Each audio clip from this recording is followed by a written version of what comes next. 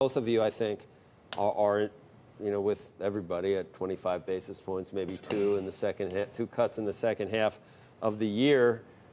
It's a weird time to be in an easing cycle in terms of GDP and unemployment, but if you throw in inflation, Brexit, and tariffs, you can sort of make a case for it, Nathan? The world's a risky place. There's a lot to worry about right now. There are some cross currents in the data. The unemployment rate, on the one hand, is low, and as you mentioned, growth seems okay. On the other hand, PMIs and some of the sentiment indicators are soft, and maybe business investment has softened a bit. And the Fed's worried about hitting its inflation objective. And putting it together, I think you can make a serious intellectual case that the 25 basis points is the right move. I think importantly, it will be 25, and the Fed is going to be very open to doing more. And I think that Jay Powell will make that clear. Michael, 2 years ago, 3 years ago, whenever we were embarking on removing some of the accommodation, no one in their right mind. If you told them that this would happen, Leisman, I mean, that we'd go up, we went up 9 times? Is that what we did? Or how many times did we go up? 8. 8 times. Someone said that we'd go down after going up 8 with unemployment below 4%. That's a different world. And now all of a sudden we're all going, yeah, it seems okay. Quarter point seems like a pretty good idea. We've all somehow been conditioned to think that this is normal. Is it? Well, I do think I think they went a little too far. Right, so it went up. I do. Well, no one would have predicted that either, because yes, but I think you can look at, as Nathan said, some of the inflation data, some of the housing data, and other components, and say maybe things are just a little bit too tight. It is, in a historical context, odd to say that, but certainly on a relative basis, U.S. yields are much higher. The dollar's at roughly a 30-year high on a trade-weighted basis. So I do think you can make an argument that bank lending has slowed, housing has slowed, some of the interest rate sensitive parts of the economy have slowed. And so whether it's an insurance cut or recalibrating the policy stance, I think you can make a couple different stories to justify cuts. Michael, one of those outcomes you expect a lot from, another you expect nothing from, right? If it's just recalibration, right? We're getting closer to Europe. And then, of course, you have this issue of are we all racing to the bottom here, right?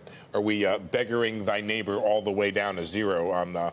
You can't obviously have all currency exchange rates at zero, but you know what I'm talking about. The other one, though, something substantial comes from it. So we're sort of talking about this issue right now. What kind of expectations do you have from a rate cut like this when it comes to growth, when it comes to inflation? So our view would be that it helps stabilize things at around 2%. I think to Nathan's point, the consumer spending data look great. The business spending data don't. I mean, depending on where the numbers shake out on Friday, you'll have 4 to 5 quarters of negative growth in housing, probably 3 quarters of negative growth in equipment spending, and manufacturing output's been down for 2 straight quarters. So I think by cutting rates, I think what you try and do is help stabilize that side of the U.S. economy and the global economy, but that still just gets you something around 2. All this boggles my mind, Nathan. Housing, you've had mortgage rates come down. You still can't get housing going. Tax rates were slashed. Money is cheap in the capital markets, and we're having a problem with CapEx. All of it leads me to be the hawk at the table and say, what are you doing it for? Yeah, so I think there are 2 broad theories as to what's going on in the U.S. economy now. One of them is the theory that Michael referred to, that the neutral rate, the R star, so to speak, is lower than what the Fed thought. And the Fed just needs to recalibrate, bring rates down a bit. That'll be helpful to housing. It will support sentiment and so forth. I'd say another major theory of the case here is that the U.S. economy has been hit by a major shock associated with the trade war. And that the trade war and the underlying uncertainties, and then you want to layer on some increased weakness in the Chinese economy and the global economy, has created extraordinary headwinds. Now, I think in either of those approaches or perspectives, 25 basis points probably makes sense at this point. But it makes a huge difference for what the economy is going to look like and how it will perform over the medium term. And I think the jury broadly is still out as to whether, over the long run, R star is 0 or. Do we need to explain what R star is? Does everybody know what that is? That's help us. The neutral interest rate. Yes. The interest rate that neither creates inflation nor reduces it. Beggaring thy neighbor is just got to be very careful, as you're saying, especially people in the UK beggaring thy neighbors. So I get it, though. I think it's a good. I think it is, and I looked it up, and it is used a lot. I know about beggar thy neighbor, but I didn't know you could use. Is that the as a gerund? Yeah, You are a study of English. Are you? I was just wondering because Apparently he is. you just got to be careful with. But to your point of racing to the bottom, we have an ECB meeting this week, and there is some thought that perhaps the ECB might want to move preemptively to get ahead of what the Fed is going to do because they want to offset euro strength because of the Fed cuts and the United States is a funny. The United States is a funny place. We are ultimately the price maker, not the price taker, but we act like the price taker sometimes. We act like we're setting the rates because of where Europe and Japan set their rates. Well, guess what? They set their rates relative to where we set our rates. And by the way, a lot of the world also does, right, Michael? In the dollarized world, we are the central bank to a lot of the world. Not only that, we also are the reserve currency. So what we do is ultimately what matters. Michael, let's just turn. Is there a way?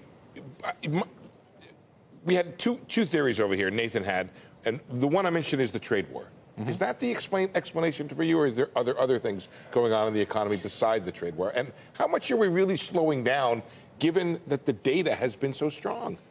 Well, I think it's slower global growth, trade policy uncertainty, fading fiscal stimulus, and past effects or lagged effects of monetary tightening. Portioning those out? Yeah, fair enough. Hard to do. Does trade policy uncertainty matter? I think absolutely. And I think that's where you see it in the business spending data. So what's your number for GDP? 2. But isn't about that 4% private consumption and negative growth in residential, non-residential. Isn't 2% the growth potential of the economy? It is, but it's the composition of that number that I think is a problem. Makes you worried. It makes you rate cut. Yeah. What about you, Nathan?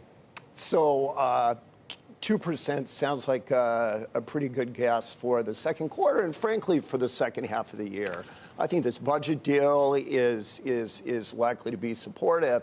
And I think the Fed's argument is, look, we're in an okay place now, but we're not setting monetary policy for the moment. We're setting policy in a forward-looking manner. And what we want to do is take out a little insurance to give us some confidence we'll continue to perform well over the next few quarters. So I think they're worried about, as Michael said, about the composition, about some of the confidence indicators. We're seeing PMIs and investment. And they just want a little bit more certainty and confidence that the economy is going to continue to perform well.